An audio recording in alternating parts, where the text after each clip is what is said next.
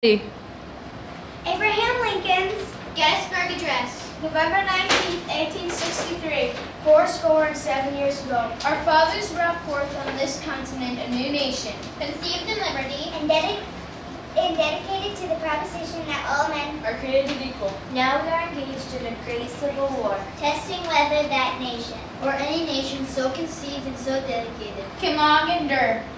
We are met on a great battlefield of that war.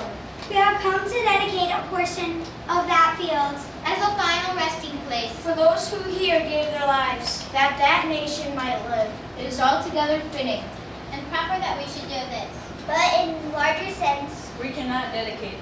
we cannot consecrate We cannot hallow. this ground. The brave men, living and dead, Who struggled here have consecrated it far above. our poor power to add or detract. The world will little know.